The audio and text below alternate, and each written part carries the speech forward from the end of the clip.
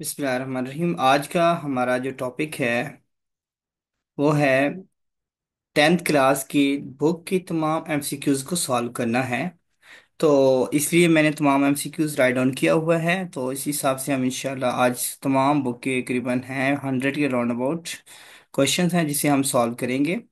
तो सबसे पहला हमारे पास क्वेश्चन है चैप्टर नंबर 1 का standard form of quadratic equation is. Standard form quadratic equation क्या होती है? याद रखिएगा, a x square plus b x plus c is equal to zero.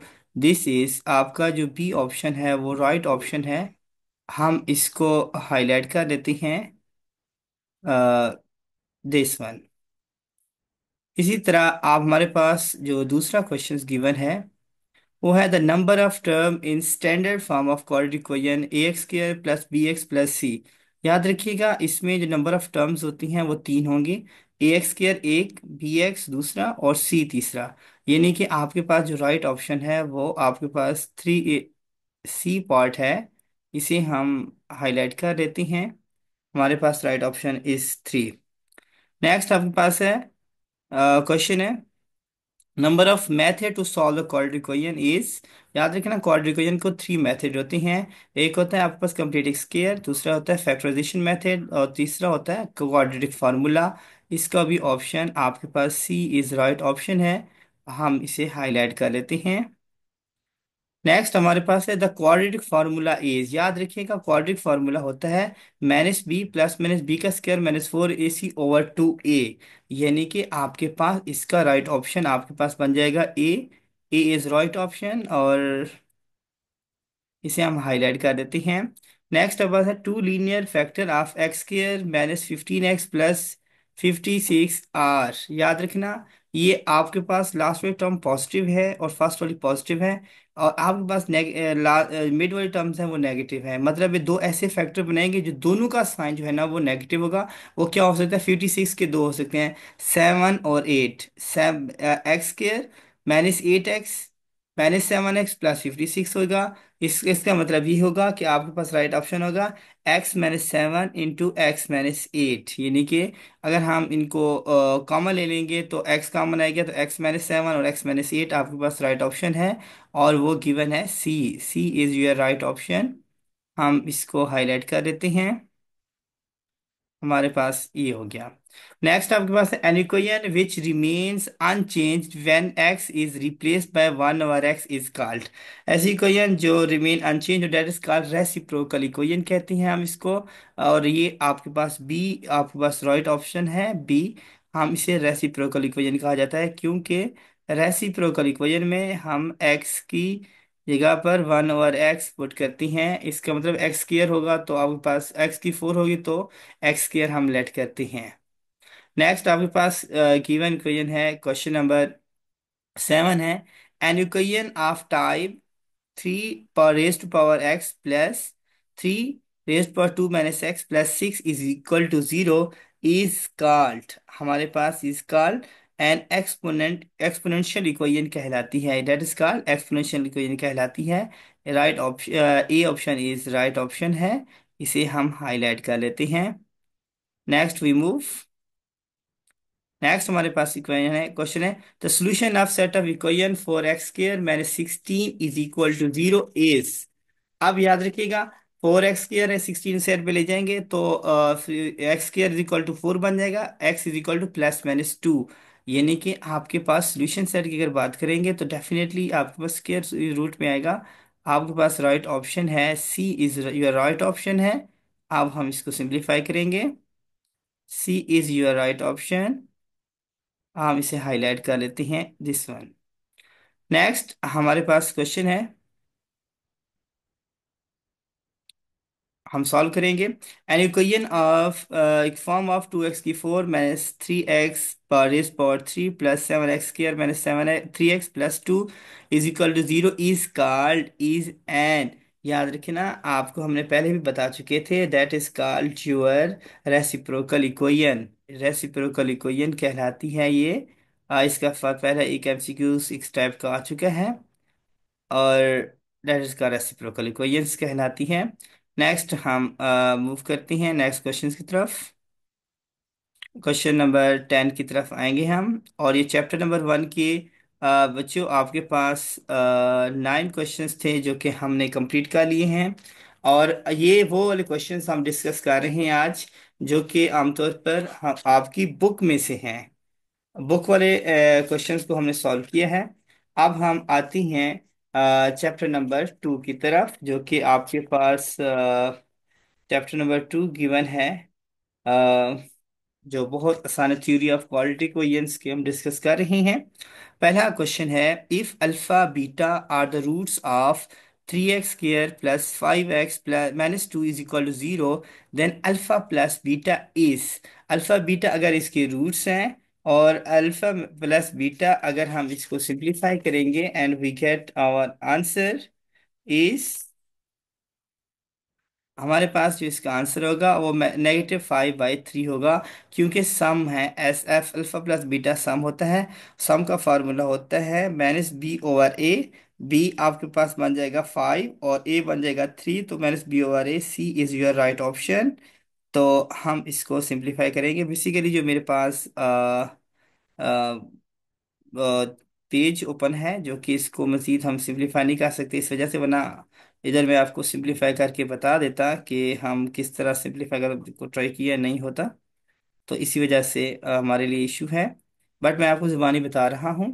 Question 11 है, alpha beta are the roots of this equation, then product alpha beta.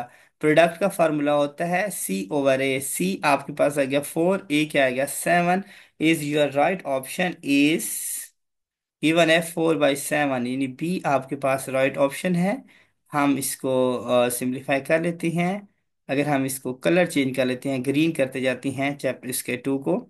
The roots of the equation 4x² minus 5x plus 2 is equal to 0 are. अब हमारे पास क्या हैं, वो real है, imaginary हैं, rational है, नॉन ऑफ दीज हैं। इसके लिए फार्म डिस्क्रिमिनेंट का फार्मूला इस्तेमाल होता है b² माइनस 4ac। अगर बी का स्केयर, बी से मिला 7 का 5 का स्केयर, 5 5 तो 25 हो जाता है। 4ac-4 4 ac, 4 4 a है 16, 16 to the 32। आपके पास नेगेटिव फॉर्म में आ जाएगा। जब नेगेटिव फॉर्म में आ जाता है, यानी कि रूट्स आपके इमेजिनरी बन जाती हैं, क्योंकि स्केयर रूट 1 स्केयर रूट आ जाता है, यानी कि स्केयर रूट ऑफ -1 आपके पास इमेजिनरी फॉर्म आ जाती है। इसी वजह से हमने कहा this roots are imaginary. Next आपके पास है the cube roots of -1 are. के -1 के अगर क्यूब रूट्स अगर हम सिंप्लीफाई करते हैं, तो याद रखना इसका राइट ऑप्शन है -1 माइनस ओमेगा और माइनस ओमेगा स्केयर, यानी कि A option is right option हमारे पास गिवन है। नेक्स्ट हमारे पास क्वेश्चन है, sum of cube roots of unity is, यानी कि sum of cube root of unity 1 plus alpha omega plus omega square is equal to 0। हमारे पास राइट ऑप्शन है 0। Sum of cube roots of unity is 0 होता है, याद रखिएगा। Alpha plus 1 प्लस omega square is equal to 0 होता है। Product of cube roots of unity is 1। Product of cube roots of unity is 1। ये वो वाले आप बेटा आप क्वेश्चंस बताए जा रहे हैं, जो कि आपके पेपर के लिहाज से बहुत अहमियत के हामिल हैं। नेक्स्ट 16 है, इफ बी का square -4ac is less than 0, then roots of this equation called standard form of quadratic equation are. अगर लेस देन 0 है, इसका मतलब नेगेटिव है। नेगेटिव में रूट्स क्या हो जाते हैं, इमेजिनरी हो जाती हैं। अगर इक्वल टू 0 आता तो आपके पास रूट्स रैशनल होते, और आपके पास रैशनल एंड इक्वल रूट्स होते हैं। क्योंकि अगर इस वजह से if bigger square -4 is equal to 0 but not a perfect square, अगर वो परफेक्ट स्केयर नहीं है, तो आपके रूट्स क्या हो जाएंगे, इरेशनल हो जाएंगे। क्या हो जाएंगे आपके पास, अगर दीज आर परफेक्ट स्केयर हैं, तो रूट्स आपके पास इरेशनल हो जाएंगे, इरेशनल होंगे। क्योंकि bigger square -4ac is greater than 0 but not a perfect square. अगर परफेक्ट स्केयर होते तब भी आपके पास रैशनल बनते, लेकिन आपके पास अब वो परफेक्ट स्केयर नहीं है, लिहाजा वो आपके पास इरेशनल रूट्स बन जाएंगे।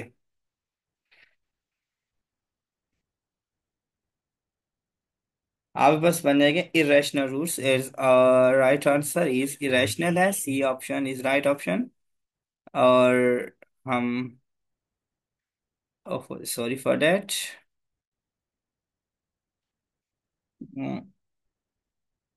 हमें ज्यादा हो गया था इस वजह से रूट्स आपके पास क्या बन जाएंगे, इरेशनल बन जाएंगे, दिस वन।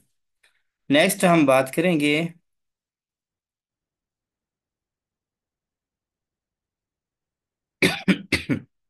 नेक्स्ट हमारे पास है इफ 1/अल्फा प्लस 1/बीटा then is equal to alpha plus beta is D is right option होगा। अगर इनका हम फार्मूला लगा लेते हैं तो हमारे पास हमें मिल जाता है, इसका answer D is right option हम बात करेंगे तो ये बन जाएगा।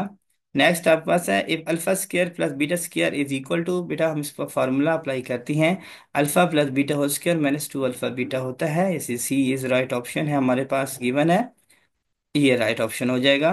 नेक्स्ट आपके पास है the two square root of unity is, याद रखना आपके पास गिवन है two square roots of unity is, हमारे पास गिवन है here is two square roots of unity is 1 और -1 हो सकती हैं, square roots of unity is 1 और -1 हो सकती हैं, इनका स्क्वायर रूट लें और this is our answer. Next है the roots of equation 4x² minus 4x+1 is equal to 0 और the roots of the equation is और आपके पास क्या बन जाएगी, अगर हम इसको सिंप्लीफाई करते हैं तो ये बन जाएगा 4 का स्क्वायर 16 -4 16 आ जाएगा, 16 0 आ जाएगा, roots are equal and real, यानी डिस्क्रिमिनेंट आपका क्या आ जाएगा, 0 आ जाएगा, तो रूट्स रियल एंड इक्वल आ जाएंगे। If alpha beta are the roots of px square plus qf plus r is equal to 0, the sum of roots of 2 alpha and 2 beta, 2 alpha and 2 beta are, you have given, हमारे पास answer इसका है, right answer is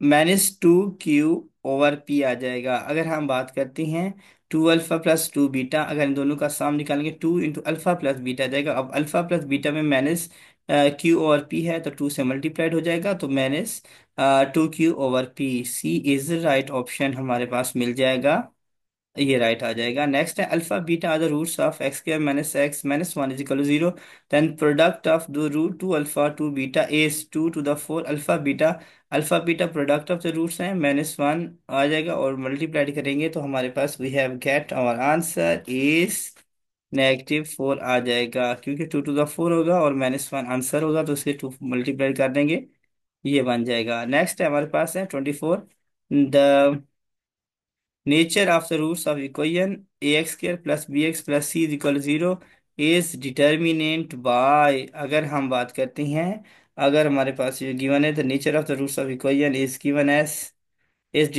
is called the, अब बस discriminant, यानी कि D is right option हमारे पास मिल जाएगा।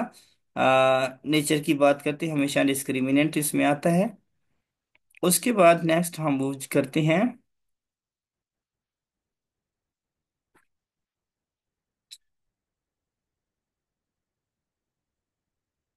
जी, हमारे पास है discriminant of x² plus bx plus c is equal to 0 और b² - 4ac, b² is right, A is right answer हमारे पास मिल जाएगा। जी हाँ, अब ये हमने चैप्टर नंबर 2 के MCQ सॉल्व कर लिए थे। अब हम आएंगे चैप्टर नंबर 3 की तरफ मूव करेंगे। बच्चों ये वाले जो एमसीक्यूज आप लोगों को मैं करा रहा हूँ ये आप लोगों के बुक वाले एमसीक्यूज हैं, और तमाम बुक्स वाले एमसीक्यूज को मैंने कंपाइल करके एक फॉर्म में लिखा है। चैप्टर नंबर 3 की अगर हम बात करते हैं, अगर किसी बच्चे को पीडीएफ फॉर्म में ज़रूरत हो तो काइंडली मुझे व्हाट्सएप कर दीजिएगा, आपको ये पीडीएफ फॉर्म में भी एमसीक्यूज मिल जाएंगे जो पूरी बुक में हैं, और सॉल्व तो नहीं होंगे, सॉल्व खुद कीजिएगा।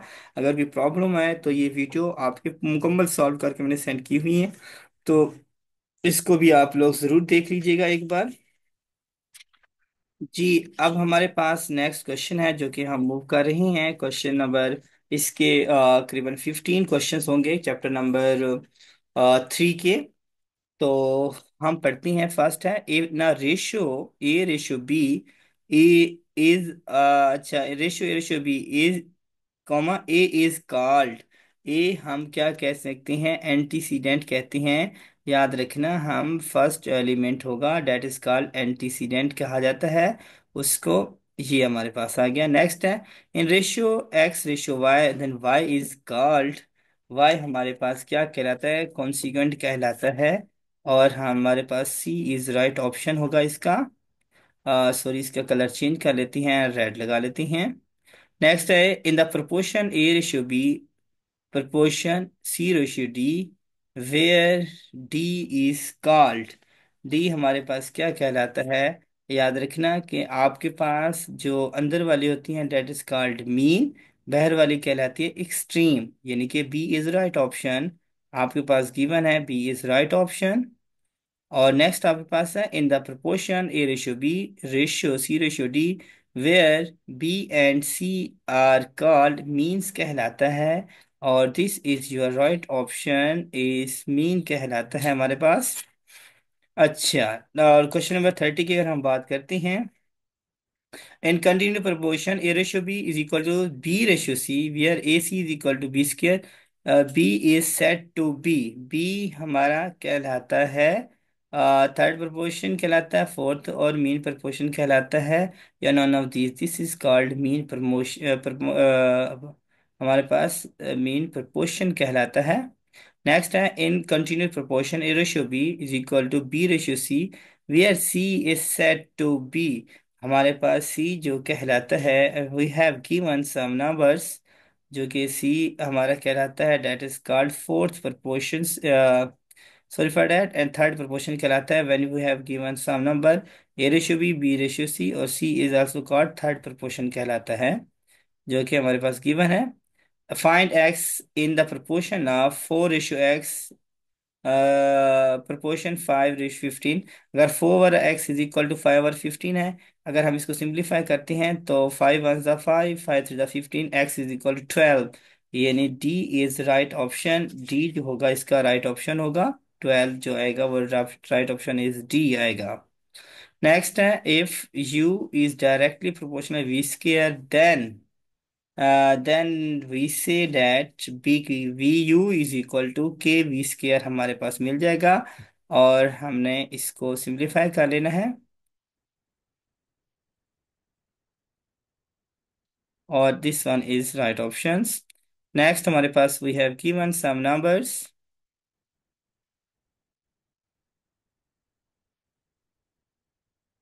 if y square is directly proportional inversely proportional one x का क्यूब है, अगर y square is inversely proportional to x का cube, then we say that y proportional से खत्म करेंगे तो y square की ओवर x क्यूब आ जाएगा। a is right option है हमारे पास, जो कि हम इसे हाईलाइट कर लेते हैं इसको। नेक्स्ट हमारे पास है इफ u और v is equal to v over w, v is equal to k, then u is equal to, आप you can say that u is equal to w k square, and u is equal to w k square कह सकते हैं। अगर हम u v is equal to k है, and v डब्ल्यू is equal to k है, और हम v की जगह पर w पुट करेंगे तो k स्क्वायर आ जाएगा, is your right option is A, right option हमारे पास है A. Third proportion of x square and y square is, जब हम एक्स स्क्वायर और वाई स्क्वायर का थर्ड प्रोपोर्शन निकालेंगे, then we get our answer is x4 over x square, यानी कि थर्ड प्रोपोर्शन का मेथडोलॉजी क्या है, x square ratio y square proportion, y square ratio third proportion like that, उसको की कह देते हैं। तो ये बन जाएगा एक्स स्क्वायर के एक्स स्क्र, और वाई की 4 बन जाएगा, और ये अगर डिवाइड हो जाएगा, और this is your right option, is this is your right option, ये हमारे पास मिल जाएगा। नेक्स्ट है the fourth proportion of w of x ratio y, proportion v ratio w is, जब हम फोर्थ प्रोपोर्शन की बात करेंगे, देन हम आंसर इसका फाइंड आउट कर लेंगे, we get our answer is answer is Vy/x हमारे पास मिल जाएगा। फोर्थ प्रोपोर्शन ऑफ W की अगर बात करते हैं हम, नेक्स्ट है, if A/B is equal to X/Y, then alternative property is, हमारे पास जो alternative property is said to be A/X is equal to B/Y। हम alternative and we can define properties, अगर हम बात करते हैं हमारे पास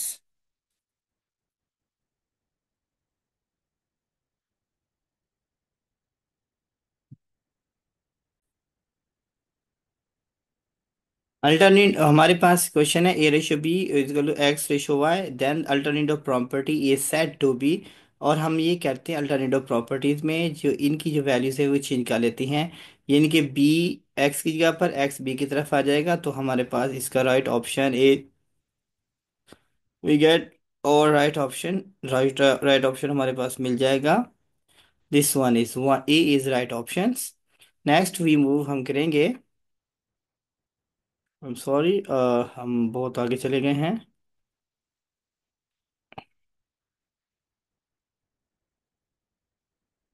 और नाज़रीन, ये जो आपको पास एमसीक्यूज नज़र आ रहे हैं, ये एमसीक्यूज सारे, या ये सारे जो एमसीक्यूज हैं ये हमने सॉर्ट बुक वाले लिए गए हैं, अपनी तरफ से कोई भी एमसीक्यूज हमने ऐड नहीं किया। अगर आप इन एमसीक्यूज को कर लेंगे तो आपके 15 में से 15 मार्क्स आ जाएंगे।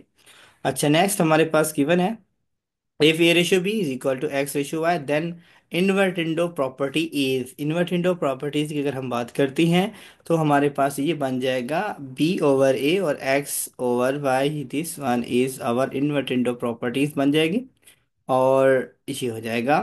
नेक्स्ट है, इफ A और B is equal to C/D है, C/D, देन कंपोनेंटो प्रॉपर्टी इज, और कंपोनेंटो प्रॉपर्टीज अगर हम बात करेंगे तो हमारे पास उसकी प्रॉपर्टीज हमें मिल जाएगी, this one is a over,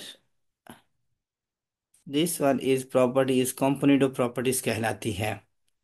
ये जी नाजरीन, ये जो हमारे पास क्वेश्चन थे ये चैप्टर नंबर 3 के थे जो कि हमने रेड किया हुआ है, और इसी तरह जो ऊपर ग्रीन किया है चैप्टर नंबर 2 के, और येलो जो कलर हमने किया है वो चैप्टर नंबर 1 के थे। यानी कि आप देखें कि 1 2 और 3 के टोटल 40 एमसीक्यूज हैं, जो कि with in uh few minutes में आप तैयार करके जो है ना आप के मैक्सिमम मार्क्स आ सकते हैं। अब हम आते हैं चैप्टर नंबर 4 के ऊपर। चैप्टर नंबर 4 के ऊपर हम आते हैं, तो सबसे पहला क्वेश्चन है, identify 5x+4 whole square is equal to 5x² plus 40x+16 is true for, is true for all value of x, is true for all value of x, this one is our right answer is, और इसका हम colour change करेंगे, और colour अब करेंगे, ये कर लेते हैं। ओके जी, नेक्स्ट हमारे पास गिवन है, a function of function from them f(x), nx or dx, then dx is equal to 0, where nx and dx are polynomial, then it is called an, this is called a fraction. अगर ये इसमें polynomial given है तो हमारे पास ये fraction की definition बन जाती है, दिस वन इज फ्रैक्शंस। और हम आगे मूव करेंगे। उफ, हम मूव ज़्यादा कर जाते हैं और हमें थोड़ा मूव करना चाहिए। मैं इस वीडियो को नाज़रीन बच्चों आप लोगों के पास दो पार्ट बनाऊंगा। फर्स्ट पार्ट में आपके पास near about to first 3 to 4 chapters, फिर नेक्स्ट पार्ट में करके आप, लेकिन ये है कि आप लोगों के लिए बहुत आसान हो जाएगा, जब आप वीडियो को देखेंगे आप क्वेश्चन सॉल्व आपको मिल जाएंगे, और ये एक ही जगह पर कंपाइल हैं। अगर आप किसी स्टूडेंट को चाहिए तो मेरा नंबर आप नोट कर लें, 0307 0949962, मुझे व्हाट्सअप कर दें। आपको व्हाट्सएप के थ्रू आपको जो है ना ये PDF फॉर्म में आपको फॉरवर्ड कर दिया जाएगा। अच्छा, 43 हम कहते हैं, a fraction in which the degree of numerator is greater or equal to the degree of denominator is called, याद रखना, that is called improper fraction कहलाता है, ये डेफिनेशन ऑफ इम्प्रॉपर फ्रैक्शन है। तो और इम्प्रॉपर फ्रैक्शन से क्वेश्चन हमारे सॉल्व नहीं होते हैं। First of all we convert into a proper fraction, then we then we solve it, या हमारे पास जो फोर केस हैं उसको इस्तेमाल करते हैं। 44 a fraction in which degree of numerator is less than degree of denominator is called proper fraction कहलाता है। This is D option is right option. और आप लोग बेटा इसमें सॉल्व जरूर अभी कीजिएगा। नेक्स्ट हमारे पास गिवन है 2x+1, x+1 और x-1 इज, देखिए इसकी डिग्री 1 है और इसकी डिग्री 2 है, that is called proper fraction कहलाता है। और हमने इसको हाईलाइट कर लिया प्रॉपर फ्रैक्शन के तहत। नेक्स्ट है हमारे पास x+2 whole square is equal to x square plus 6x+9 is linear equation है। और आपके पास गिवन है that is called an equation है, एन आइडेंटिटी इक्वेशंस है, या नॉन ऑफ दीज है। याद रखना हमारे पास that is called an identity, ये फार्मूला होता है जो हम यूटिलाइज करते हैं, आइडेंटिटी भी नाम दे देते हैं। और नेक्स्ट हमारे पास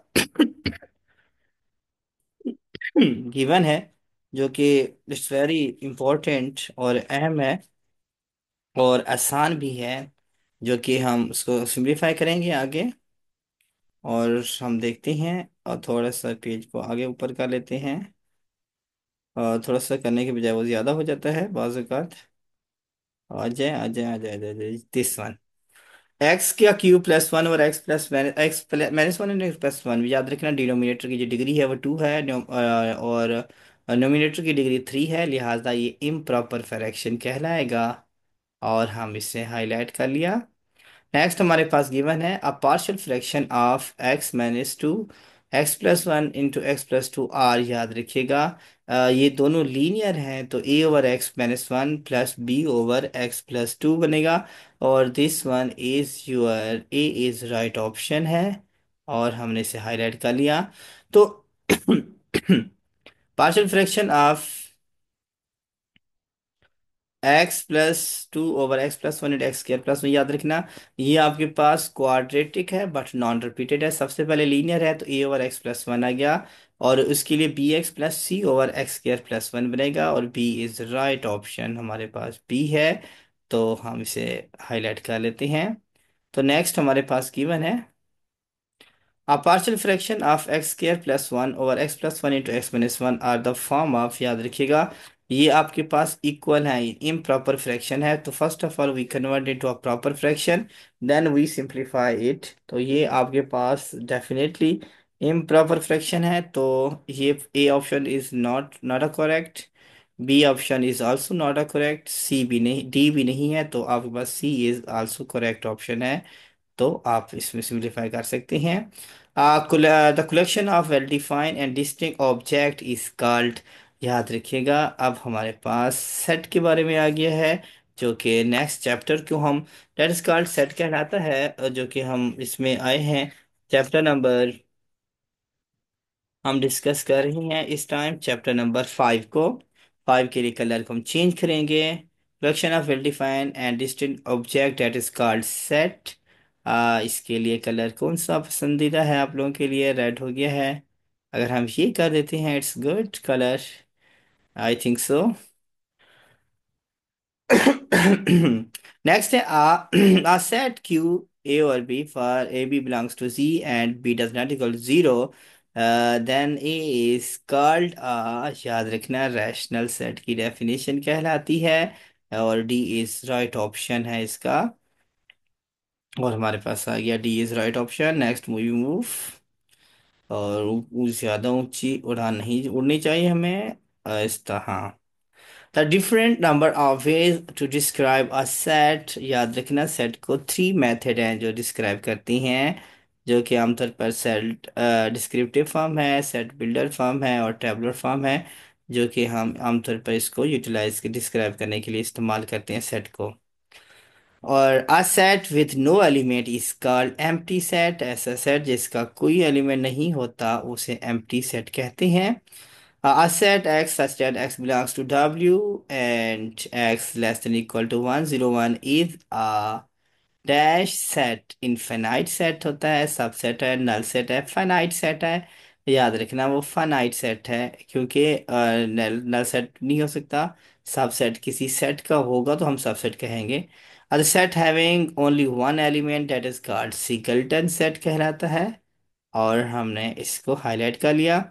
the power set of an empty set is, याद रखना पावर सेट एम्प्टी सेट का हमेशा आपके पास क्या मिलेगा?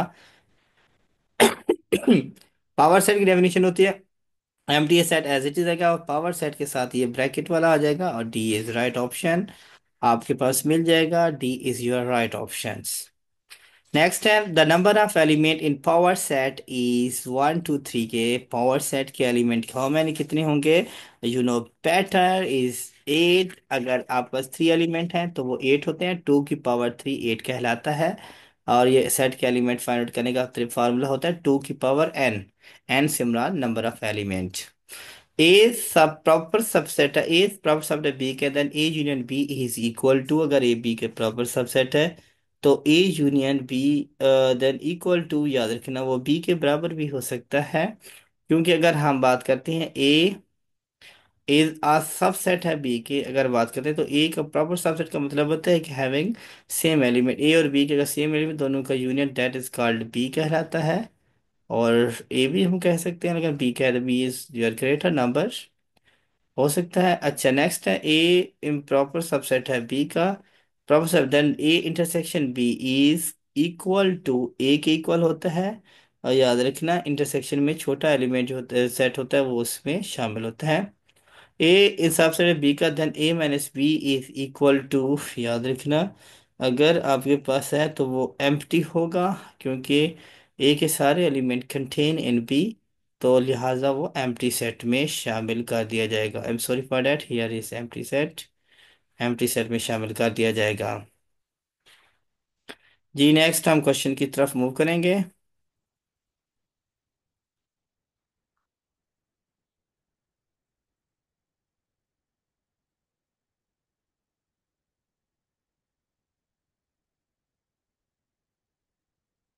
जी ये सारे जो क्वेश्चंस हैं आपके पास नाजरीन, जो 70 100 प्लस मैंने जितनी भी बुक के क्वेश्चन थे मैंने सारे उसके बना लिए।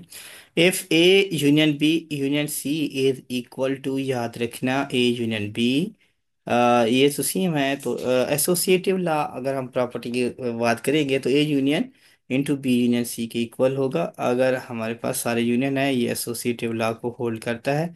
आई sorry for that, this is your associative law को होल्ड करेगा।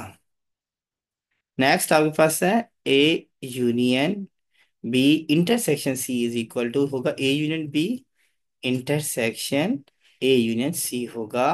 Is your right option is given है।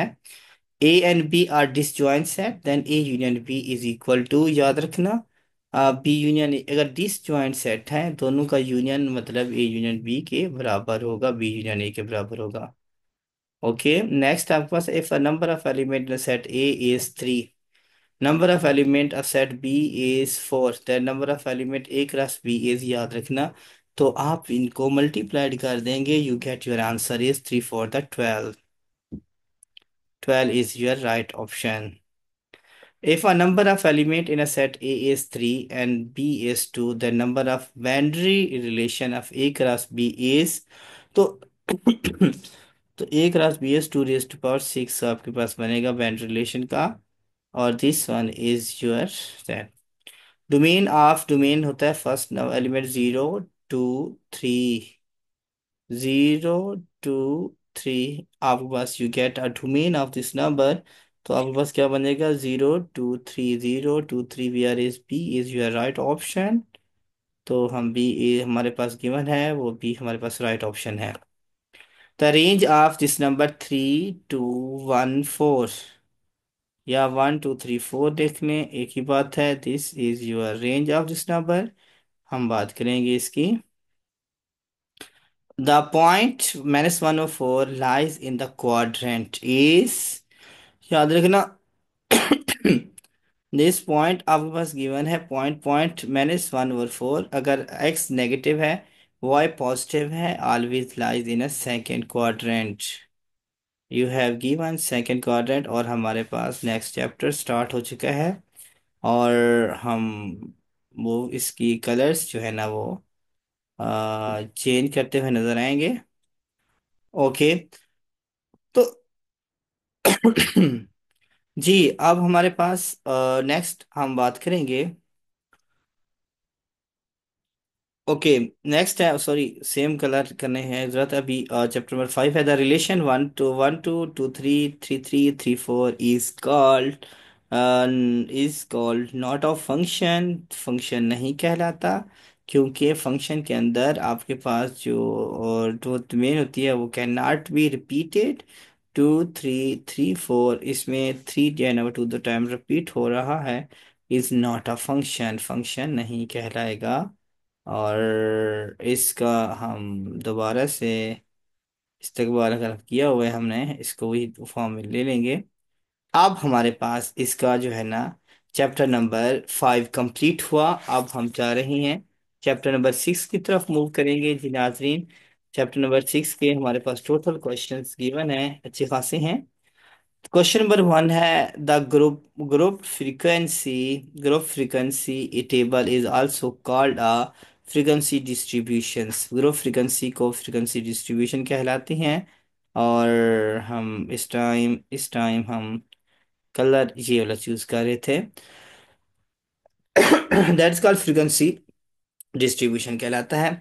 A histogram is a set of adjacent, हमारे पास क्या है? Definitely histogram is set of adjacent is a rectangles है। Rectangles, इसको हम हाईलाइट कर लेंगे, डेट इज योर रेक्टेंगल्स। अगर हम बात करते हैं तो थोड़ा सा हम ऊपर मूव करेंगे, और 40 मिनट्स की वीडियो हमारी कंप्लीट होने वाली है। और जब तक इसकी चलती है तो चलाएंगे, फिर नेक्स्ट इंशाल्लाह नेक्स्ट वीडियोस में आपको हम सेंड करेंगे।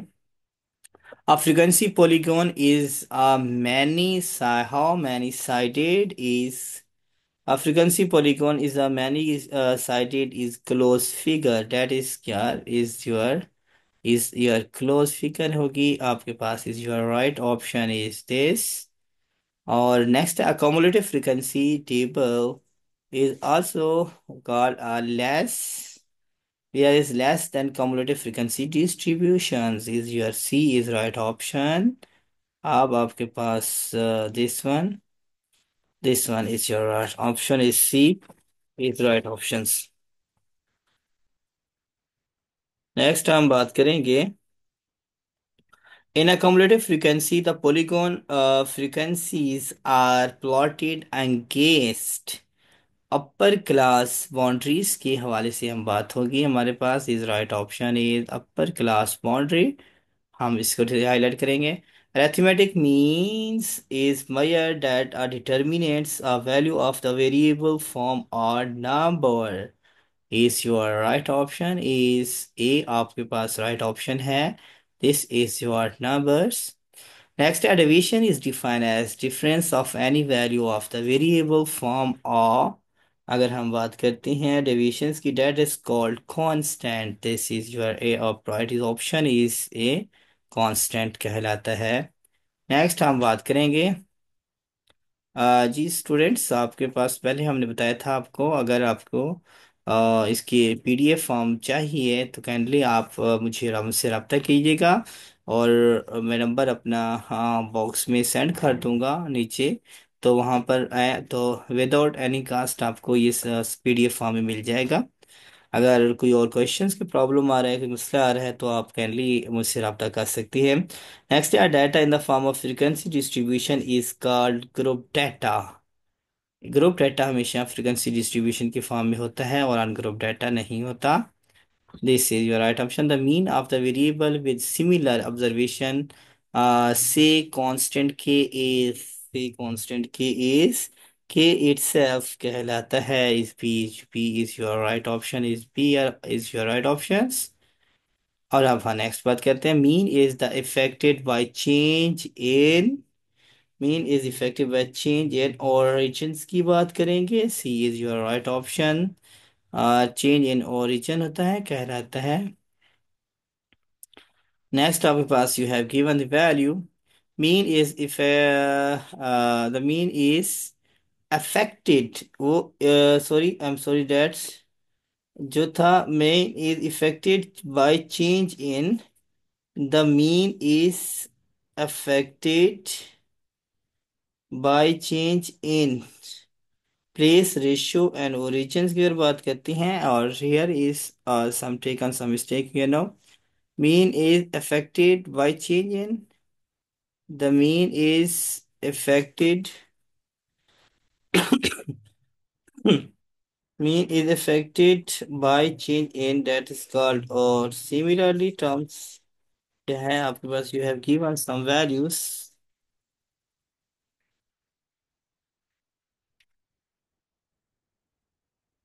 that is also called an ratio question की यहाँ पर डबल रिपीटेड क्वेश्चंस हैं mean is affected by change in mean is affected by change in that is definitely आप अगर बात करते हैं that is called origins है अगर origin नहीं है then you can write the values of another values like that कि the mean is affected by अगर you have given place है scale है rate है scale की जगह पर यहाँ पर comes from ratio आना चाहिए यहाँ पर तो इधर टाइपिंग मिस्टेक है सम तो हम इसको राइट डाउन कर लेते हैं अगर हमारे पास नहीं है तो हम क्या लिखेंगे रेशियो रेशियो तो our answer is affected in ratio when we have not given the values of chain origin that is called sum of next question है हमारे पास sum of deviations of variable x from its mean is always zero this is your right option is sorry for that हम colour थोड़ा सा इसका change करते हैं सुन जो हो गया है मजीद इफेक्टिव कलर जो नजर आए दिस वन कर लेते हैं the nth positive roots of the product of x1 x2 x3 that is called geometric means c part is your right option is c part or next है the value of obtained by reciprocating mean of the reciprocal of x1 x2 xn observation is called harmonic means कहलाता है C is your right option आना चाहिए next है the most frequent occurring observation is a data is called that is called mode कहलाता है और क्योंकि जब ज़्यादा डाटा जो आता है वो हमेशा याद रखना वो मोस्ट अकरिंग फ्रीक्वेंसी जो दैट इज कॉल्ड मोड कहलाता है the measure in which determine in a midpoint that is your is also median median कहलाएगा तो दिस वन नेक्स्ट है the observation that divides a data set into four equal part is called data set that's four equal part that quartiles कहलाता है B is your right option is quartiles कहलाता है next is the spread of scattering of observation is data is called that's called dispersion कहलाता है this B is your right options B is your right option और try करें कि इसको 100 तक ले जाएं बट मुझे नहीं लग रहा कि 100 तक जाएगा है नेक्स्ट हमारे पास क्वेश्चंस गिवन है the measure of the measure that are used to determine the degree or extent the variation in a data set are called measure of the are called measure of dispersions कहलाता है that is your first right option is now the extent of variation between two extreme observation of data in set measure is called range. Range कहलाता है और this one is your right options. Next आपके पास given है, इसके दो parts रह गए remaining. The mean of square deviations of x i i is equal to 1 2 3 up to so on n, then observation from the arithmetic means is called variance कहलाता है। और this one last part, the positive square root of mean of square deviations x1 2 3 and observation is called standard deviations कहलाता है। Last one is standard S.D standard deviations के short form है। और नाजरीन, इससे आपका चैप्टर नंबर 6 कंप्लीट हुआ और साथ ही वीडियो भी कंप्लीट हुई। इंशाल्लाह नेक्स्ट मेरी जो वीडियो होगी वो चैप्टर नंबर 7 till 13 के तमाम एमसीक्यूज को सॉल्व करेगी। और आप लोगों से रिक्वेस्ट है, आप प्लीज़ सब्सक्राइब करें, शेयर करें और लाइक करें, वॉच करें। और सिर्फ यही बात है कि हमारे लिए हौसला अफजाई आप लोगों की यही होती है कि आप हमारी वीडियो को लाइक सब्सक्राइब लाजमी कीजिएगा हमारे चैनल को, ताकि आपको ऐसी इंफॉर्मेशन मिलती रहे। तब तक के लिए इजाज़त। अल्लाह हाफिज़। अस्सलाम वालेकुम रहमतुल्लाह।